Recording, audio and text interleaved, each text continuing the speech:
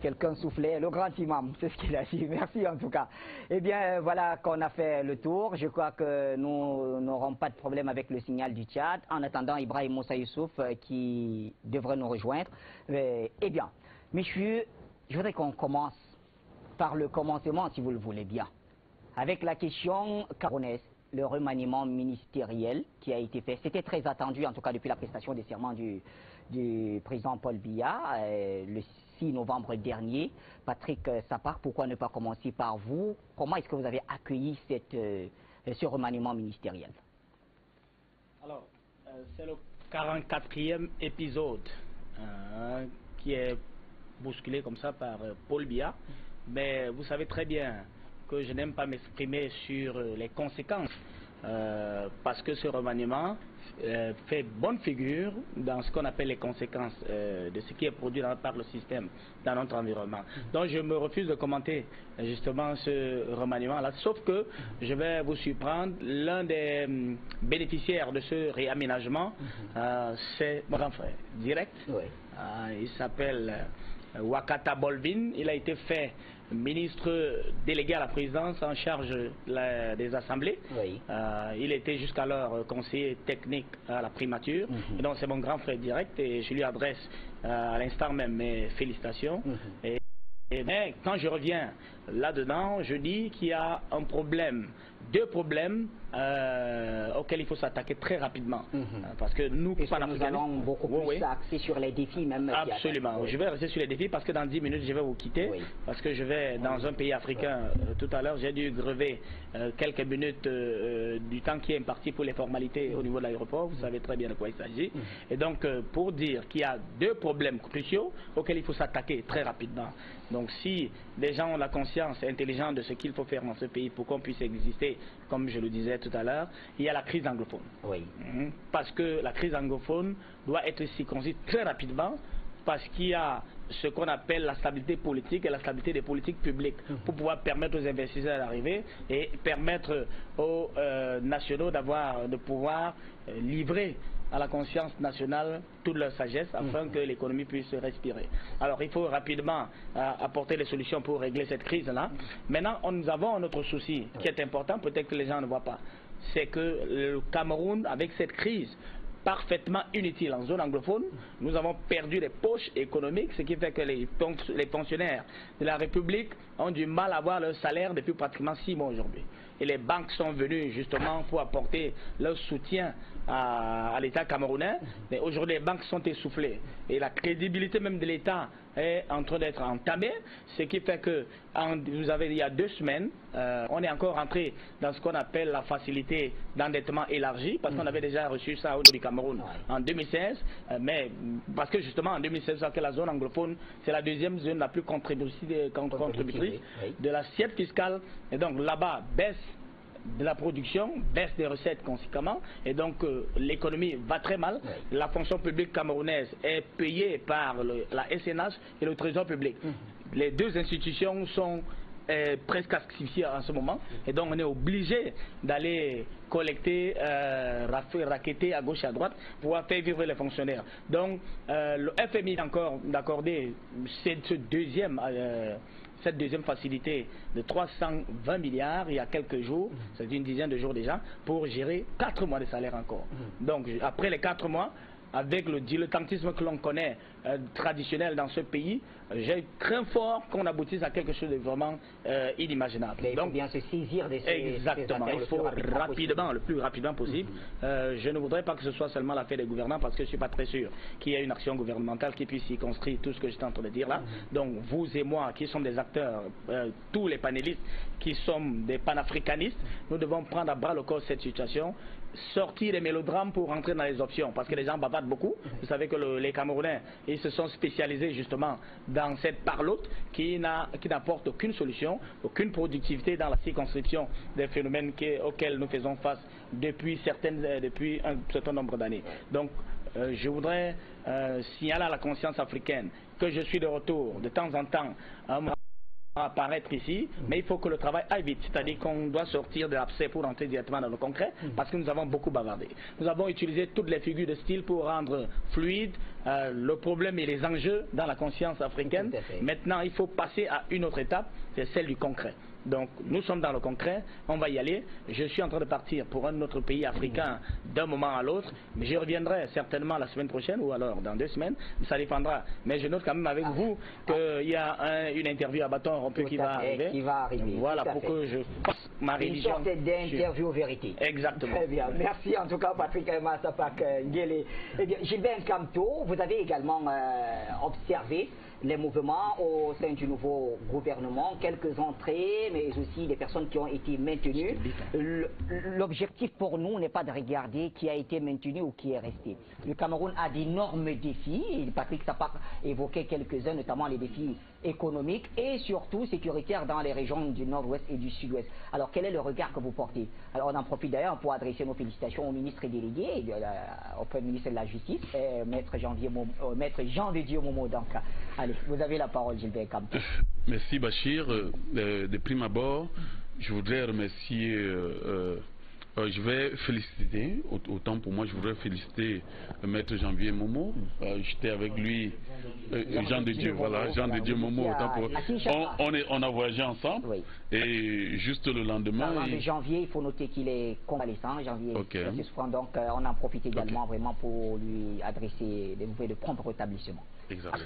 Vous avez la Donc j'étais avec lui, on a tellement travaillé ensemble, que ce soit dans les comités et dans les déploiements. Oui.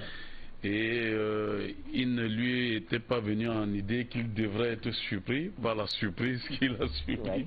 Donc félicitations maître, félicitations. Voilà, je pense que ça fait partie, n'est-ce pas, des efforts que tu aurais déployés ces derniers temps, et surtout pendant la campagne électorale. Mais je voudrais dire, il ne faut pas que tu sois utilisé comme un boulet, hein, parce que je pense que le public comprend de quoi je parle.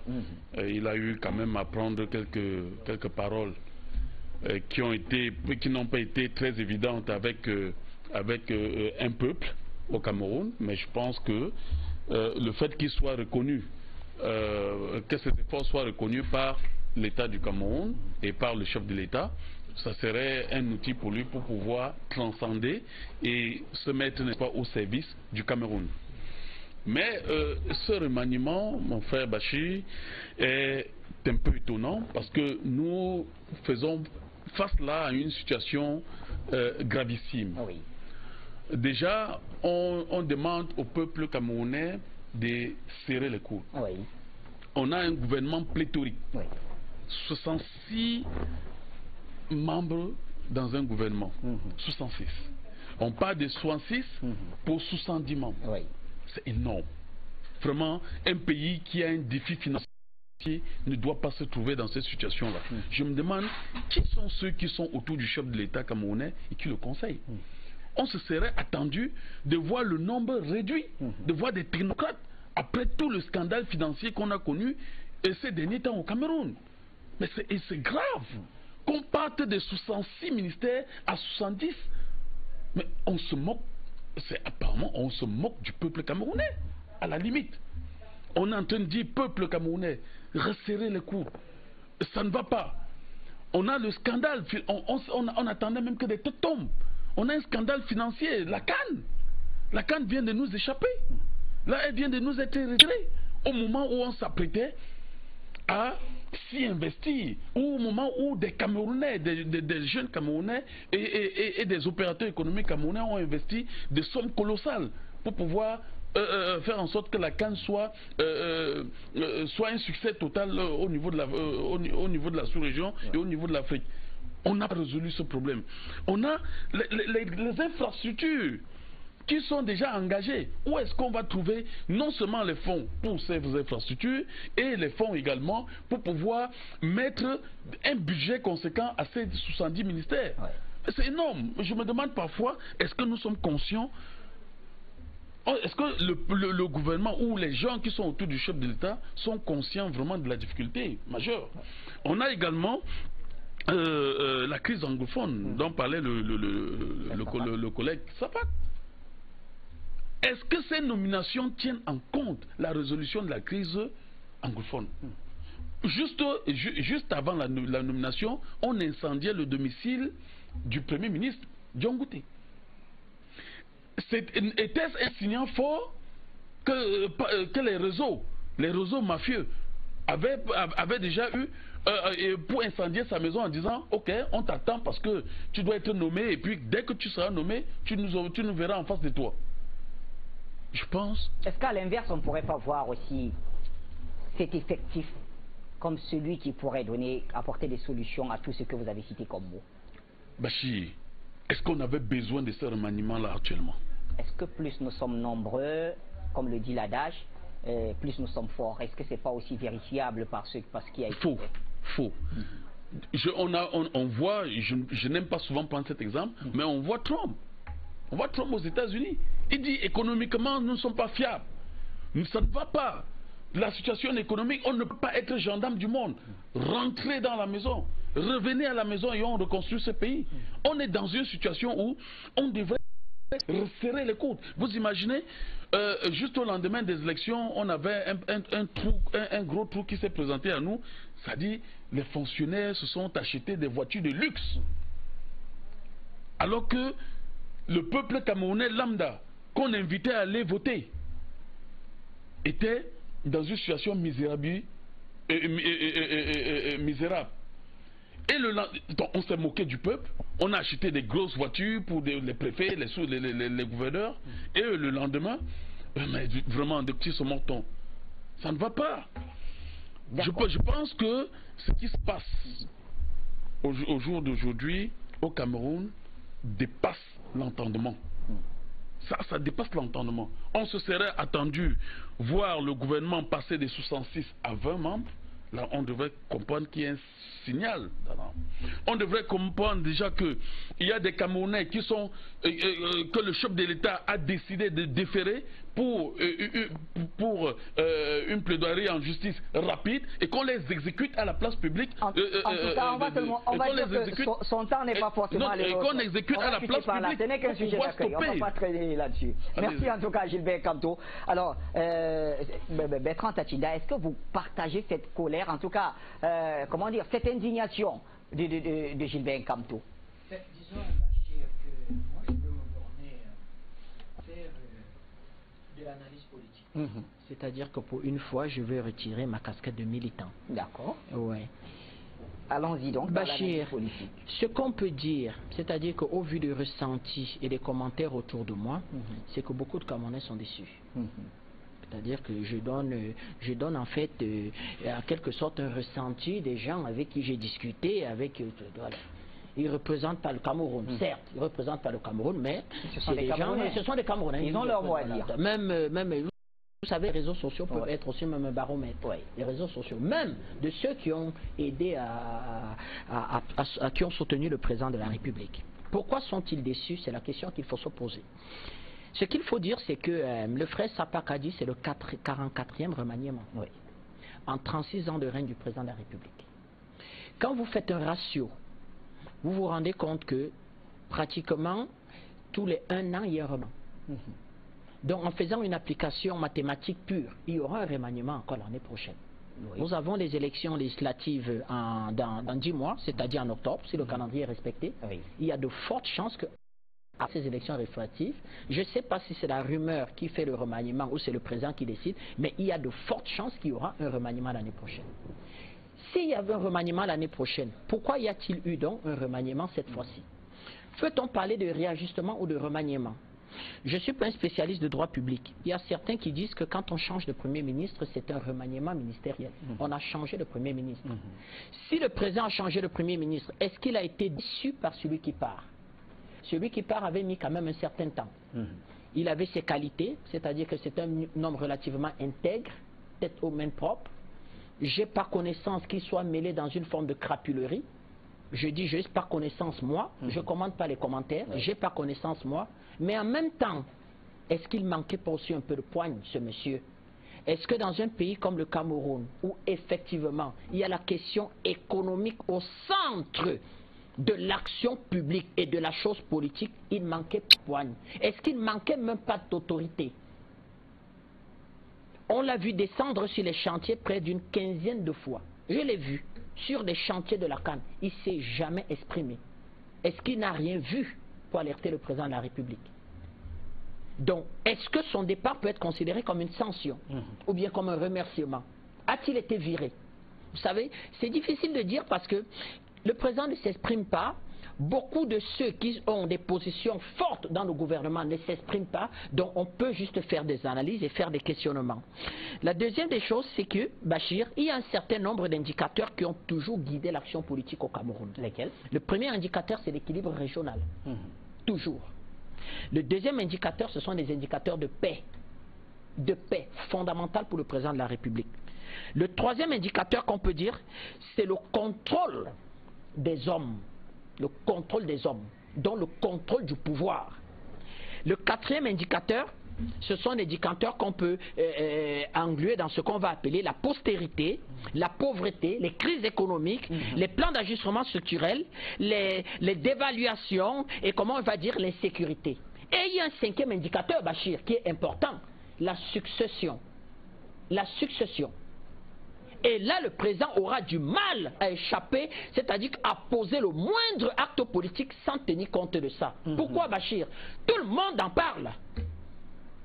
C'est un secret de poche, c'est-à-dire que tout le monde, chaque fois que quelqu'un discute avec moi, il me dit, Monsieur Tatinda, c'est le dernier mandat du président de la République. Oui. Autre chose, le président va faire son discours à la nation. Il va avoir une phrase qui va pas me faire sursauter, mais qui va attirer mon attention. Risque d'être sans doute le plus important de l'histoire du Cameroun. Oui. On peut le comprendre de plusieurs façons. C'est un homme politique, le président. N'attendez pas du président de la République, allez vous dire que eh ben, c'est mon dernier septennat, je vais partir. Cette phrase, le président ne l'a jamais prononcée. Quand on connaît qui est le président Biya, et ces mots sont sous-pesés. Ces phrases sont réfléchies. Il ne s'exprime pas à tort et à travers. Il a la parole rare. Moi, je vais dire ce que j'ai ressenti. J'ai ressenti que c'est le dernier septennat du président de la République. Moi, analyste politique. Et si c'est le dernier septennat du président de la République, vous avez de personnes, des groupes politiques, même à l'intérieur du camp du président de la République, un certain nombre de groupes politiques à la présence de la République qui se dit, si ça doit se jouer, nous devons être là, à côté du président de la République. Ouais. C'est important. La troisième des choses qu'il faut dire, Bachir, sur le remaniement rapide, sans monomiser la parole, c'est qu'il y a eu 11 sortants pour un gouvernement qui passe à 70 membres. Excusez-moi, grand frère, j'ai oublié de souhaiter toutes mes félicitations au nouveau ministre délégué, en fait, de la justice garde des Sceaux, le grand frère Jean de Diomomo. Salutations, salut monsieur le ministre, grand frère. Donc, 11 ministres, 11 sorties du gouvernement. Oui. Donc, sur le plan du changement, effectivement, il n'y a pas eu grand bouleversement. Mais, aurait-on demandé au président de la République de faire un chamboulement véritable à 10 mois d'une élection capitale et même prendre le risque de se fâcher avec des alliés qui le soutiennent depuis pratiquement 40 ans. Déjà que là, ça murmure un peu. Ça murmure. On parle d'un certain nombre de, comment je vais dire, que de sphères politiques dans le centre, dans la Damawa, dans le Noun, dans l'extrême nord. Sortie remarquée du ministre Amadou Ali. Je crois, ça aussi c'est une analyse, qu'il a dû demander au président de prendre sa retraite. Parce qu'il était assez affaibli, il avait une santé relativement fragile ces derniers temps. Nous lui souhaitons d'ailleurs un prompt rétablissement et de retrouver toute sa force. C'est un patriarche, donc il est sorti de l'action gouvernementale, mais il aura toujours des jeunes qui vont aller le voir pour conseil. C'est-à-dire que nous respectons en quelque sorte nos patriarches. Donc nous lui souhaitons une retraite bien méritée. C'est 50 ans de sa vie donné à l'action publique et à l'action politique. C'est un grand monsieur. Donc, vous voyez donc Bachir, effectivement, que à partir de là, on peut se demander que rechercher le président de la République. Je crois que la première des choses que le président de la République va rechercher rapidement, c'est que très vite, il se mette au travail. Pour que on ait rapidement, comment je vais dire, on gère l'économie rapidement. La deuxième des choses, c'est qu'il y a l'échéance législative. l'échéance législative. C'est-à-dire quand je dis se mettre au travail avec des paramètres crise anglophone, économie relancée et surtout une date importante, Bachir, au 31 mars. C'est au 31 mars qu'on nous explique que le président, en fait, calait sa date de nous serons prêts le jour dit. Et si au 31 mars, effectivement, on constate un certain nombre de, comment je vais dire que, d'avancée? Non, même pas d'avancée. C'est-à-dire que les travaux, que nous ne soyons pas véritablement prêts, qu'il y a un certain nombre de défaillances, effectivement. Comment est-ce que le président le gère? Donc Bachir, ça a été un remaniement extrêmement politique. Effectivement, nous continuons d'analyser ça, mais nous disons... Beaucoup d'hommes politiques s'attendaient à ce que ce soit ainsi un remaniement politique pour le moment. Nous pensons, Bachir, que le grand remaniement sera certainement après les élections législatives et municipales. Allez, allons à Yaoundé, Antoine Awana, les grands défis de ce nouveau gouvernement avec vous.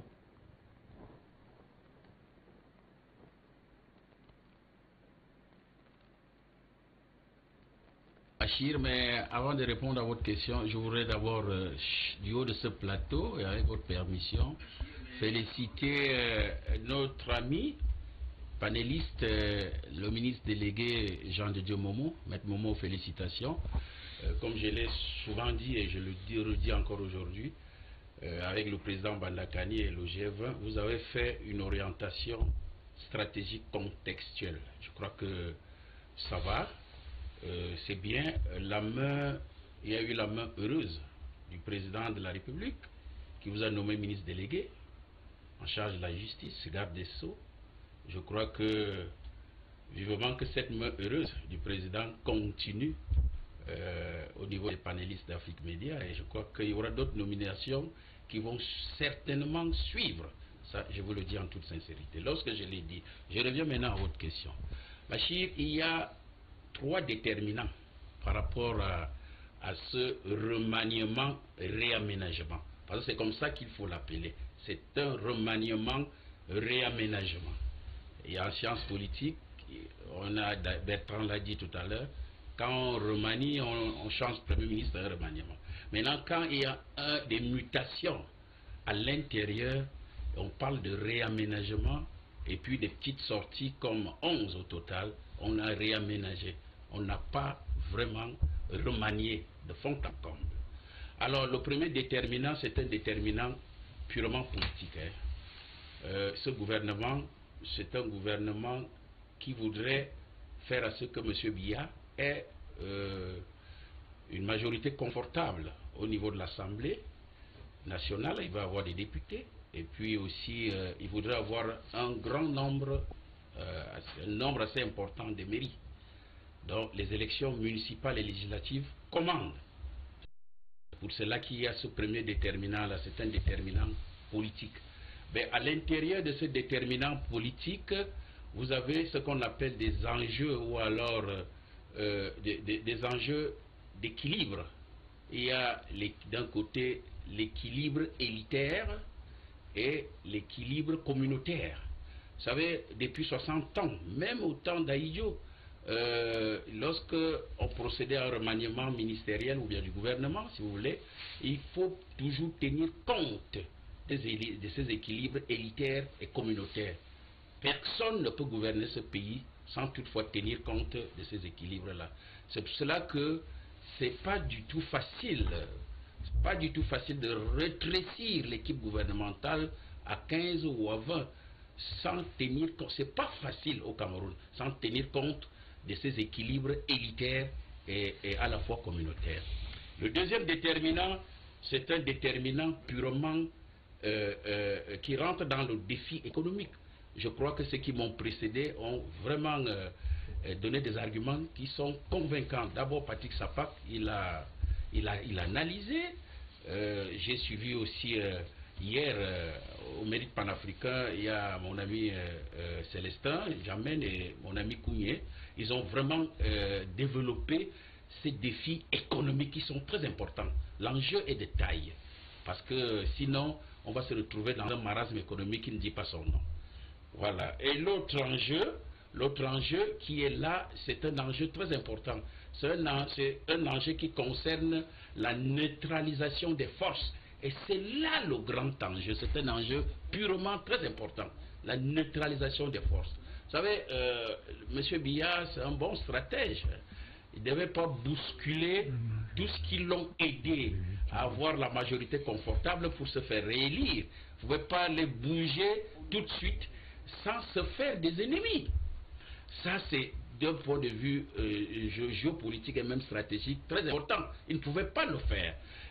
Il y a aussi, toujours dans ce même ordre d'idée de la neutralisation des forces, vous avez la succession. Hein.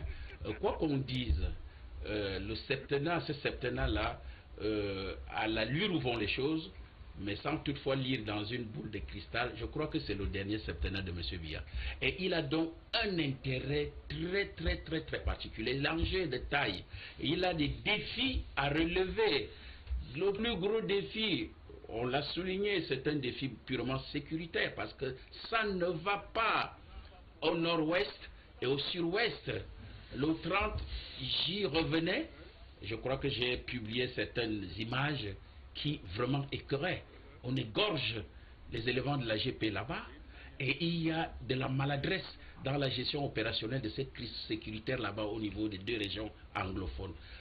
Il y a Gilbert qui a été en colère tout à l'heure là avec les histoires de Boko Haram. Bertrand l'a souligné tout à l'heure. On ne décrète pas la fin du terrorisme. Moi je l'ai toujours dit. Et surtout que Boko Haram est en train de se refaire avec un changement de chef à la tête de ce mouvement. Bien, donc il y a ces enjeux-là. Je crois que M. Biya, il est très conscient du fait qu'il a reçu le Cameroun, un Cameroun de paix, un Cameroun de prospérité.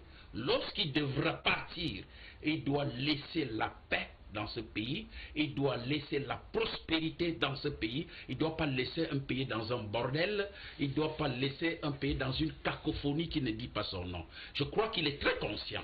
Et les Camerounais avec lui, nous travaillons dans ce sens-là. Donc cet enjeu de neutralisation des forces est très important. La succession est là, c'est une problématique qui est posée sur la table, Bachir. Je ne veux pas monopoliser la parole. N'en déplaise à nos détracteurs, ceux qui ne veulent pas qu'on fasse des analyses dynamiques et objectives. La succession est posée sur la table et c'est une problématique très importante parce que nous évitons le syndrome ivoirien ici. Nous ne voulons pas ce qui est arrivé à la Libye. Et les enjeux géopolitiques sont très importants parce que la prédation internationale est là. Il faudrait mettre des pions qui vont le remplacer, qui vont pouvoir continuer à ce que le Cameroun soit toujours sous la prédation permanente, ce que nous ne voulons pas. Donc je crois que M. Biya est très conscient, il devrait l'être. Et nous sommes là pour le lui rappeler qu'il a reçu des mains d'Amadou Ahidjo, paix à son âme, un pays de paix et de prospérité, et en partant, en quittant le pouvoir, il doit laisser le Cameroun dans la paix et la prospérité. Nous sommes à Yaoundé avec Bilo Aïssi. Bilo Aïssi, l'une des principales tâches de ce nouveau gouvernement sera donc de relancer la machine économique et surtout de veiller à résoudre la crise sécuritaire, notamment dans les deux régions, nord-ouest et sud-ouest. Est-ce que vous pensez que ce nouveau gouvernement a les atouts nécessaires pour arriver à ses fins?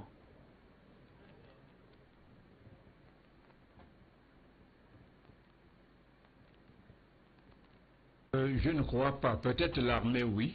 L'armée peut effectivement faire quelque chose, mais l'équipe actuelle, je ne crois pas, parce que, on l'a dit, il y a eu plusieurs remaniements, et ça fait quand même 36 ans que le président est au pouvoir, et à chaque fois qu'il propose quelque chose, nous voyons ce que font ceux qui l'accompagnent. Je vais citer quelques concepts qui ont été injectés par le président, impulsés par le président, mais qui n'ont rien dit à ses collaborateurs. Rigueur et moralisation, nous savons où nous en sommes. Personne ne l'a suivi. Donc le drame du président, c'est déjà celui-là. Je doute donc que des gens qui sont habitués, et ceux qui sont là, certains sont là depuis plusieurs années, Mais ils vont tout d'un coup changer? Je ne crois pas. Moi, ce qui me gêne, et c'est ça un des problèmes du Cameroun, ce qui me gêne, c'est la posture du peuple qu'on a amené à concevoir le pays comme un gâteau. Et quand on nomme quelqu'un, on l'amène à la table du gâteau, au lieu de concevoir cela comme la montée au front pour la lutte, pour le développement et l'amélioration du standard de vie des populations. Et cela, donnez-lui un autre nom, ça peut s'appeler l'équilibre régional. Et effectivement, depuis que le Cameroun est indépendant, on a habitué les Camerounais à cela. Et il est aujourd'hui impossible de faire autrement. Oui. Aujourd'hui, le peuple veut le balai. Mais malheureusement, le stratège Biya, lui, voit les prochaines échéances. Effectivement, balayer lui aurait coûté cher. Pourquoi? Parce qu'il aurait mis de côté des gens qui se sont engraissés et qui ont des grands moyens et qui peuvent donc devenir des redoutables ennemis. Or, ils veulent la stabilité. Et c'est pour cela, me semble-t-il, que le président décide donc de laisser certains dont on pense qu'ils seraient des auteurs de vol, de détournement, mais tout le monde l'a dit, tout le monde l'a constaté, il suffit d'être un peu attentif. Ce remaniement, réaménagement, comme le dit Awana, est une stratégie du président de la République. Parce que s'il ne le faisait pas, je suis sûr qu'aux prochaines échéances, c'est-à-dire législatives et municipales, on balayerait le RDPC comme un fétu de paille. Bon, maintenant, pour ce qui est de la sécurité, c'est quelque chose de très important. J'entends des gens dire, oui, l'armée ne peut pas, mais il faut déjà, et je suis d'accord avec le président, qui dit que si les entrepreneurs de guerre ne baissent pas les bras, il va donner des ordres pour qu'ils soient neutralisés. C'est la posture de tous les pays. Il faut qu'on dise ça à nos frères. Parce que depuis le début de cette histoire, le gouvernement a fait des gestes. Le gouvernement s'est avancé. Mais on ne voit aucun geste en retour. Est-ce que les avocats n'avaient pas été satisfaits? Est-ce que les enseignants n'ont pas été satisfaits? Est-ce que des actes n'ont pas été posés? Moi, je voudrais que quelqu'un nous montre un seul acte que les sécessionnistes ont posé, démontrant qu'ils avaient une volonté de réconciliation. Donc, de ce point de vue, le président de la République a raison de dire attention, arrêtez, sinon ça va être la neutralisation. Bon. Le non-changement de certains, ils peuvent être contents, mais le peuple n'est pas content, il faut le dire, parce qu'on attend effectivement que sur le plan économique, tout le monde l'a dit, que les choses changent. Mais comment les choses vont changer? Ça, je n'aime pas beaucoup citer les étrangers. Autrement, je citerai un, dont je ne donne pas le nom, qui dit que faire la même chose pour avoir des résultats différents est pure bêtise. Donc, moi je ne vois pas comment ces gens qui sont habitués à avoir 5, 10 villas après 2 ans comme ministre, je vois mal comment ils vont changer. Donc, le problème du président est celui-là. Le président a une bonne volonté, mais seulement on pose la question et les gens le demandent. Mais avec quelle équipe va-t-il procéder à ces changements? Il est donc ce qu'on attend de ces gens-là, c'est effectivement que les choses changent. Mais malheureusement, j'ai vu un jeune, puisqu'on parle de cela, qui se vantait de ce qu'il était parmi ceux qui ont fait en sorte qu'on signe les accords de partenariat économique. Et un jeune grand diplômé. Alors écoutez, ou alors moi je suis complètement dingue, ou bien les autres ne comprennent rien du tout, et que tout d'un coup, les accords de partenariat économique deviennent une bonne chose pour nous, alors que c'est notre contrat avec la mort. Donc, et je vais terminer par là. L'histoire des jeunes et des vieux ne me paraît pas sérieuse, parce qu'on a donné la SOTUC à Godway. Il avait 25 ans, il a coulé en un an. Ce qu'il faut demander aux Camerounais, quel que soit l'âge, c'est d'aimer le pays, c'est de travailler pour que tout le monde ait le minimum vital, au lieu qu'une petite poignée de la nomenclatura prenne tout ce qu'il y a et laisse les gens mourir de faim. Les gens mourir sur les routes qui n'en sont pas. Les gens mourir avec des véhicules qui sont vieux de 25 ans, au lieu d'aller... par exemple, au Japon, demander qu'on vienne nous monter des véhicules ici pour qu'ils coûtent moins cher.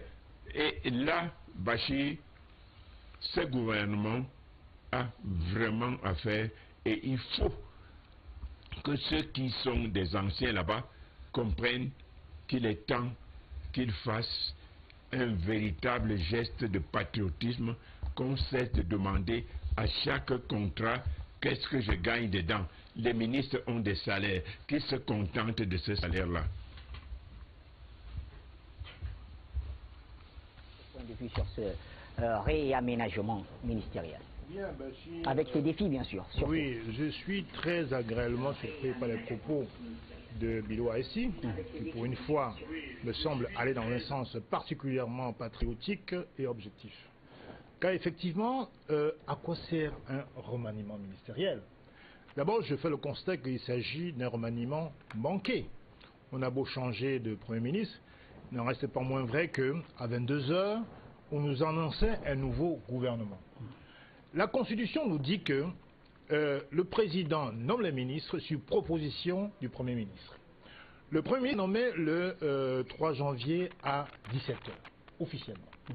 Donc ce sera attendu qu'il ait le temps de rassembler les personnalités qui pourraient soumettre à l'appréciation du président de la République. Or, à 22 h, on se rend compte qu'il y a déjà un nouveau gouvernement. Donc, en tout cas, au journal de 20 tout était préparé à l'avance. Le président... N'est-ce pas normal que tout soit préparé? Non, non, pas de cette manière. Il faut respecter l'esprit. Le président... À ce niveau, quand vous le dites, quand même, ça inquiète. Je vais vous... Non, qu'est-ce qui vous inquiète? Non. Qui doit vous inquiéter? Je suis en train de dire que... Ça se prépare, quand même. Ça se prépare, mais pas en 4 heures. Alors, ce que je veux dire, c'est qu'aujourd'hui, le président proclamé vainqueur a cru devoir nous faire croire que cette liste de ministres ou de ministrables a été soumise entre 17 h, entre 18 h et 22 h. Que nenni! Ça, c'est encore un détail. Moi, je pense qu'aujourd'hui, ce gouvernement, M. Biya, depuis 37 ans aujourd'hui, est l'incarnation de l'échec. Le Cameroun, ça saute aux yeux, est en banqueroute. J'ai pas envie d'ajouter un adjectif particulier. Banqueroute dans tous les domaines. Prenez la santé, Bachir. Prenez les infrastructures routières, aéroportuaires, ferroviaires. Prenez l'industrie. Prenez la justice. On voit très bien qu'il y a tout un gouvernement en prison, en Kondengue et à Douala. Prenez tous les secteurs que vous voulez. C'est 37 ans d'échec patent. Nous étions un pays intermédiaire quand même comparable à la Corée du Sud. Aujourd'hui, on est devenu un pays PPTE avec tous les dérives que vous connaissez. Nous avons par exemple, ces dernières semaines, un drame tragicomique. On a eu affaire à un événement que je considère comme un événement, le retrait de la CAN au Cameroun. Le président proclamé vainqueur s'est permis, non seulement, alors qu'on connaît très bien les personnes impliquées dans cette prévarication à haut niveau, non seulement se contenter de maintenir ces personnes au pouvoir, mais de les promouvoir. Monsieur Ngongo, aujourd'hui, il est passé de secrétaire d'État avec rang de ministre à secrétaire d'État avec rang de ministre d'État. On sait bien que tout s'est passé au niveau de la présidence de la République.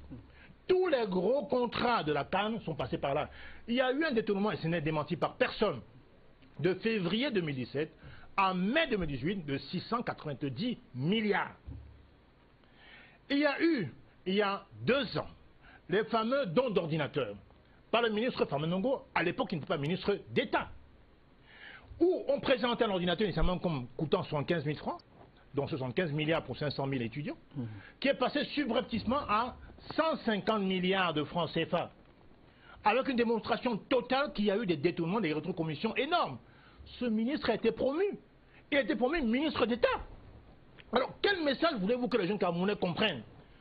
Au Cameroun, maintenant, pour être élevé, il faut être un grand voleur. Il faut être un bandit à grand chemin pour être promu au Cameroun.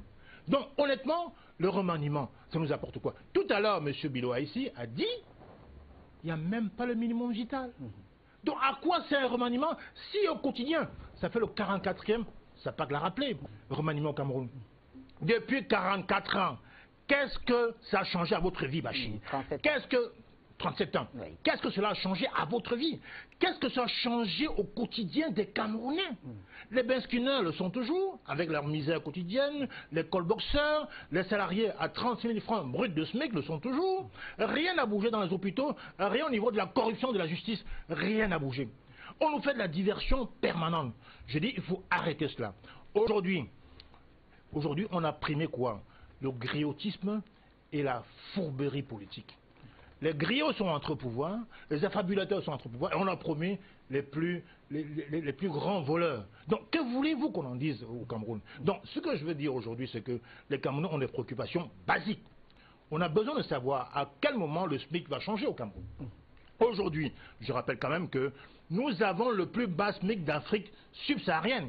À 36 000 francs bruts, ça veut dire moins de 25 000 francs nets par mois au Cameroun. Dites-moi comment on peut vivre avec 5 000 francs nets au Cameroun. On nous parle de remaniement, mais qu'est-ce qu'on en a à foutre? Permettez-moi l'expression. Je dis et je redis que les Camerounais attendent d'abord d'avoir des hôpitaux à peu près normaux. Ils attendent avoir un salaire à peu près décent. Le minimum vital, comme disait Biloa ici. Ils attendent à voir les routes, comment circuler, comment aller à Yabassi et pouvoir expédier les vivres qui sont foisonnants à Yabassi et couler vers Douala ou Yaoundé. Voilà ce qu'on attend. Des routes au minimum. Quand la route passe, le développement passe. Aujourd'hui, il n'en est rien. Et on nous parle de l'enfumage maintenant, de remaniement ministériel perpétuel. Ça, vraiment, c'est une moquerie, c'est une insulte à l'intelligence des Camerounais. Maintenant, pour répondre à notre question, est-ce que ce nouveau gouvernement pourrait affronter les défis que vous avez énumérés? Mais ce n'est pas le premier remaniement. Nous sommes tous d'accord. Ce gouvernement sera comme Patrick Tapak parlait du 44e. Qu'il soit 100e, ce n'est pas un problème. Dans l'actualité, est-ce que ce nouveau gouvernement peut affronter les défis que vous avez énumérés? Moi, je ne crois pas au miracle. Ce gouvernement est à l'image de celui qui est censé les gouverner. Le président proclamé vainqueur pense que il n'est pas là pour l'intérêt général, il est là pour régner. Et pour régner, il faut prendre le maximum d'affabulateurs et de griots possibles autour de lui. Les gens qui n'emmerdent pas. Tout ce qui l'intéresse, c'est sa préservation de pouvoir.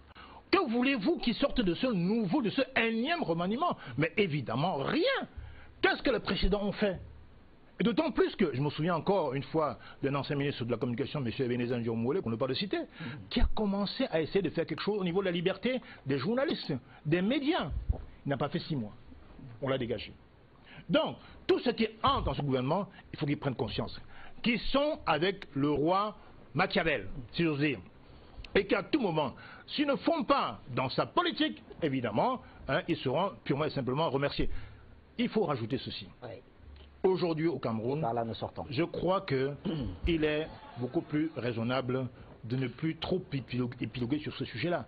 Parce qu'en dehors du microcosme médiatique, vraiment, ce type de sujet n'intéresse pas les Camerounais. Ça n'intéresse même pas les Camerounais. Parce que, très honnêtement, nous voulions garder un Premier ministre qui apporte, même 15-20 ans, qui apporte du changement, que de changer tous les ans un gouvernement qui préserve les intérêts des gens qui sont au pouvoir sans tenir compte du minimum vital concernant le peuple. Donc c'est vraiment un sujet non événement. Nous voulons simplement que le peuple reconnaisse qu'il y a un président légitime dans ce pays et nous voulons rompre définitivement avec ce système moribond et machiavélique. Merci Célestin N'Djamena, et ça c'est du N'Djamena tout craché. On ira à N'Djamena tout à l'heure pour prendre aussi la vue de l'extérieur, en tout cas vue de l'extérieur. Mais en attendant, Président Bandakani, sur ce sujet. Tout d'abord, à la suite du président, présenter mes félicitations à mon ami et frère de combat, Maître Jean de Dieu Momo, qui a été promu ministre délégué en charge de la justice. Je voulais lui présenter mes souhaits de réussite et je voudrais l'assurer qu'en ce qui me concerne, je lui apporterai tout le soutien nécessaire. Tous ceux qui vont l'attaquer, nous trouverons sur leur chemin parce que nous considérons que c'est notre dynamique qui gagne des points, met un pied dans les sphères gouvernementales et il n'est pas question, n'est-ce pas, que nous laissons les ennemis détruire, salir, comme ils ont même commencé depuis un certain temps dans les réseaux sociaux. Les amis de M. N'Djamène ont déjà commencé à, dans un étonnant manque de fair play, à attaquer Monsieur le ministre. Je voudrais lui présenter toutes mes félicitations et lui garantir de notre soutien. En tant que, pour avoir été membre du G20, je prends acte. Nous prenons acte, n'est-ce pas, de cette, comment on dit ça, de ce geste du chef de l'État à notre endroit. Alors, quand on l'a dit, je voudrais dire une seule chose, c'est que pour comprendre ce réaménagement ministériel ou bien ce remaniement ministériel, les deux thèmes sont fondés, que ce soit en droit ou dans les usages politiques. Oui. À partir du moment où on change un Premier ministre, on est en droit de parler d'un remaniement, mais on est aussi en droit de parler d'un réaménagement parce que le statut principal, le statut, n'est-ce pas, du gouvernement n'a pas été modifié. Oui. Voilà.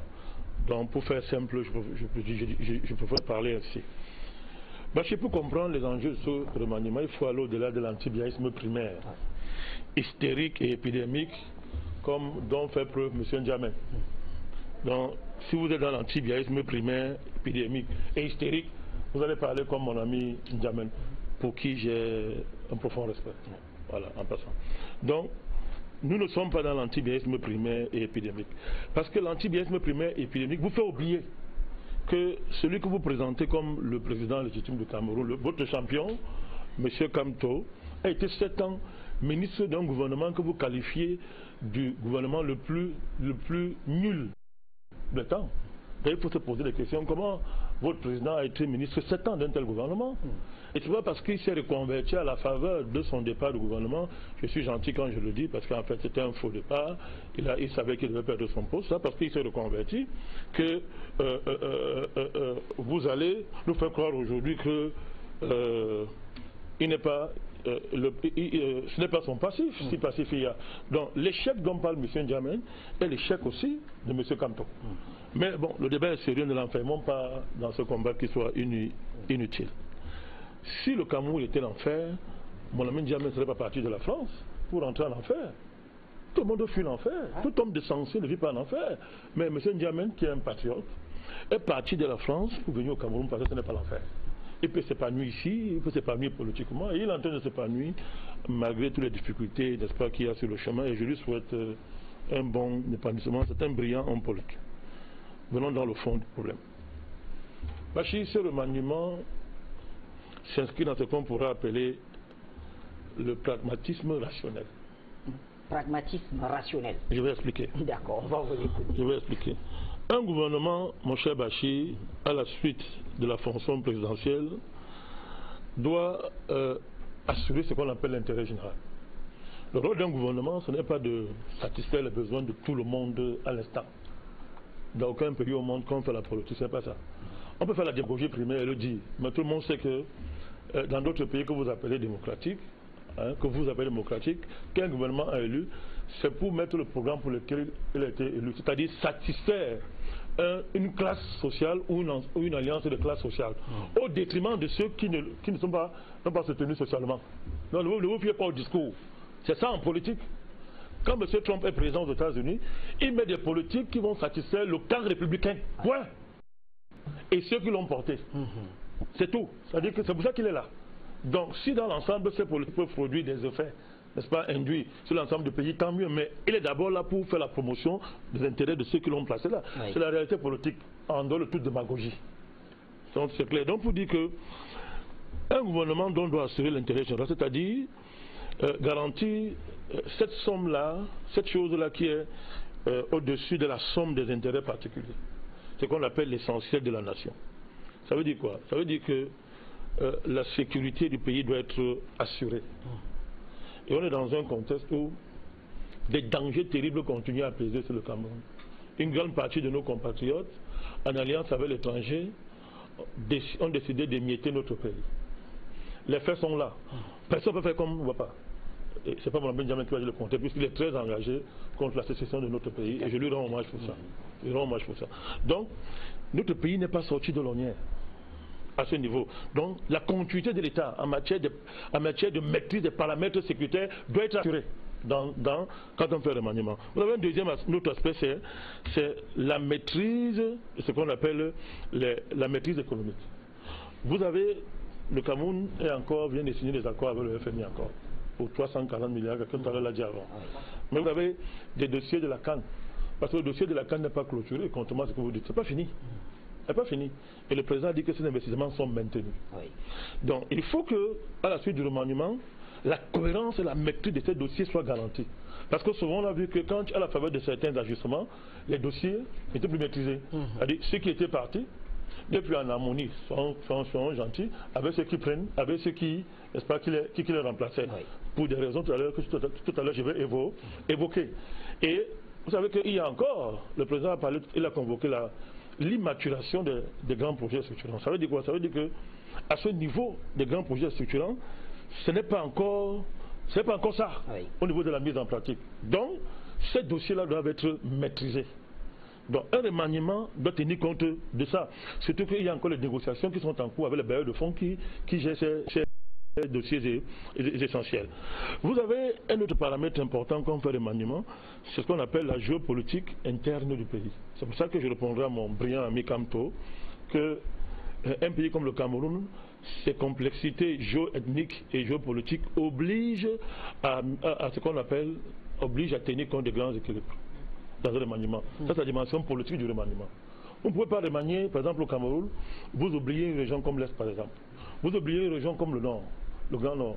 Vous oubliez la complexité d'une région comme l'Ouest.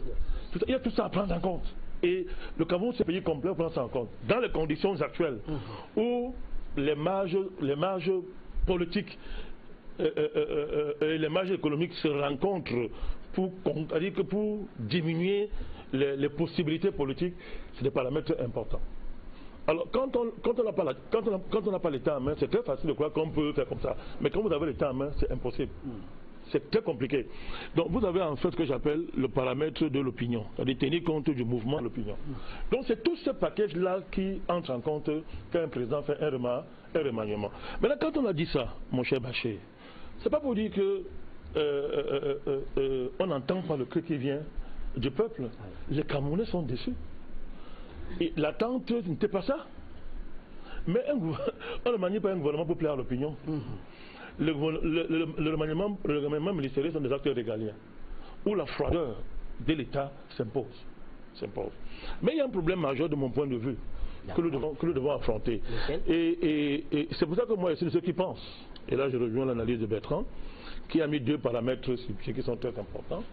Le paramètre des prochaines échéances politiques et le paramètre de la succession du président. C'est-à-dire que si on analyse le jeu politique au Cameroun sans intégrer ça, c'est qu'on analyse sur du vent. Au niveau de la succession, je voudrais sauver le problème de ce que j'appelle l'endo-colonna. C'est quoi l'endo-colonna? C'est presque comme un gang de hauts fonctionnaires qui ont pratiquement colonisé en partie l'État. Et se sont enrichis énormément à la faveur du pillage de l'État. Il faut qu'on utilise ce mot. Enfin, ils se sont enrichis énormément et ils s'organisent pour que tout changement qui est au Cameroun, ils ne le subissent pas. Tout mouvement qui est au cœur du gouvernement, ils doivent le contrôler. Et ils s'assurent que, comme l'après-Biya, d'après eux, est déjà sur la table, il faut tout faire pour que la prière ne tombe pas dans des mains qui ne contrôlent pas. Et ils se sont organisés, ils ont des alliances étrangères très poussées. Et ils ont des alliances avec une partie de l'opposition, de ce que vous appelez opposition. Ils s'entendent, pour que demain, le Cameroun de l'après-Biya ne leur échappe pas. mon cher Bachir. Donc ce paramètre-là, c'est le problème du Cameroun. Ils sont ministres depuis très longtemps, ils ont des entreprises. Donc vous avez un homme d'affaires au Cameroun, vous voulez gagner des marchés, vous le trouvez sur votre chemin. J'ai des cas très précis qu'on est venu me voir pour se plaindre. J'ai reçu plein de gens qui me disent que j'ai même dit non. La décence m'interdit de les citer. Peut-être nous ferons un rapport précis pour envoyer à titre de droit. On le fera. Donc, vous voulez gagner les marchés, ils sont là. Donc, ils paralysent même l'initiative économique privée. Nous avons demandé, nous continuons à demander que des ministres ne peuvent pas être en même temps les hommes d'affaires. Si un ministre fait des affaires, il entre au quartier, il démissionne. Et là, je pense que ça relève de la responsabilité du chef de l'État. Je ne dis pas un seul instant qu'il est bien conscient de ce problème. Bien conscient de ce problème. Donc, ce problème du Cameroun, quand le président se plaint de la lenteur dans la maturation des projets, ça veut dire quoi? Pourquoi les projets sont lents? Je ne fais pas comme mon ami Djamel. Je ne jette pas le bébé avec l'eau du bain. Tout le monde est d'accord sur l'importance des grands projets structurants. Le problème, c'est que la mise en œuvre de ces projets pose un problème. Pourquoi? La corruption de ces gens, de ces ministres-là qui sont très riches et qui ont mis longtemps au gouvernement, des barons, qui s'assurent toujours que tout projet qui marche au Cameroun soit un projet qu'ils contrôlent. Le cas de la Cannes se passe de commentaires. On l'a vu. Donc le défi politique que le Cameroun a à résoudre, à relever dans les mois, les années qui viennent, c'est la neutralisation de l'endocolonat. C'est-à-dire que ce groupe de hauts fonctionnaires, en alliance avec l'étranger, qui a décidé que le Cameroun ne peut pas bouger tant qu'il ne bouge pas. Je termine en disant ceci. Je sais qu'on me demandera pourquoi où se le président. J'ai expliqué suffisamment, je vais encore expliquer. Je suis un homme de conviction qui s'assume et qui a les arguments pour défendre sa cause. Et des arguments solides. Je terminerai pour rassurer mon ami Kamto qui a soulevé un débat important. Lorsqu'il parle de ces gens qu'on a promus, alors qu'ils sont au cœur de scandales. Je veux rassurer qu'ils se souviennent que dans notre pays, des gens ont été élevés et après ils se sont retrouvés dans les mailles de la justice, ils se sont retrouvés en prison. Donc on connaît l'histoire du Cameroun et quand on a un peu une idée de l'expérience de la pratique politique du président de la République, il y a des sujets sur lesquels il ne faut pas aller vite. Parce que souvent, les chemins qu'il prend pour arriver à un objectif sont souvent très complexes. Très bien. Merci, Président Bandakani. Alors, N'Djamena et Ahmed Dorsouma, Dr Ahmed Dorsouma, vous avez la parole pour nous dire, vu de l'extérieur, ce que vous pensez qui devraient être les plus grands défis du nouveau gouvernement camerounais.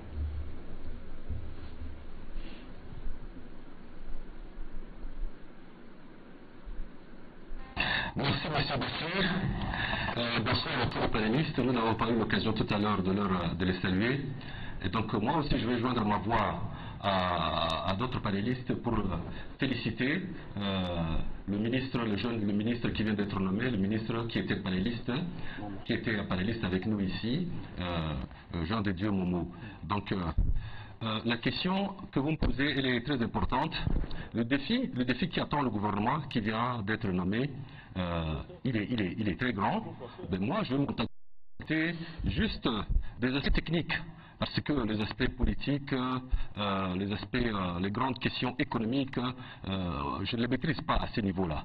Donc, vous voyez, un des gros défis, et vous verrez également, hein, vous verrez que lorsqu'il y a eu le fameux glissement de calendrier de l'organisation de jeux de la CAN,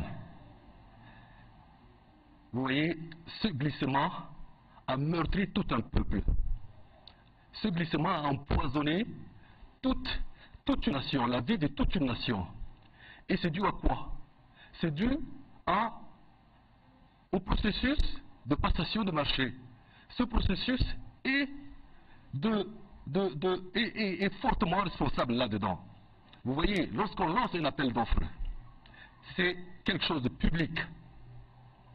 Et par la suite, vous allez voir, il devient opaque. Et quelquefois, il reste opaque.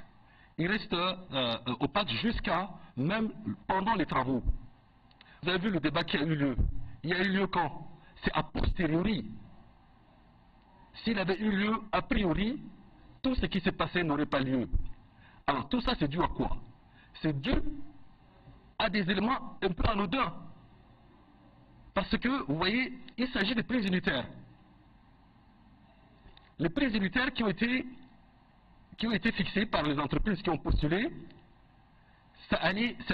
c'était 10 fois de plus. Mais vous pensez que les membres de la commission qui a évalué ces offres ne savaient pas? Ils le savent. Et ils auraient pu ne pas choisir ces entreprises, mais ils les ont choisies. Pourquoi? Parce qu'il y avait une opacité. Tout se passait en huis clos.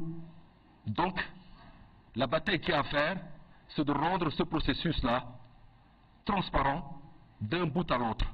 Merci, M. Bachir. Très bien. Merci donc Ahmed Dersouma pour votre point de vue et nous restons avec N'Djamena et on en profite d'ailleurs pour accueillir directement Ibrahim Moussa Youssouf qui est avec nous ce dimanche. Ibrahim Moussa Youssouf, soyez les bienvenus, vous avez la parole.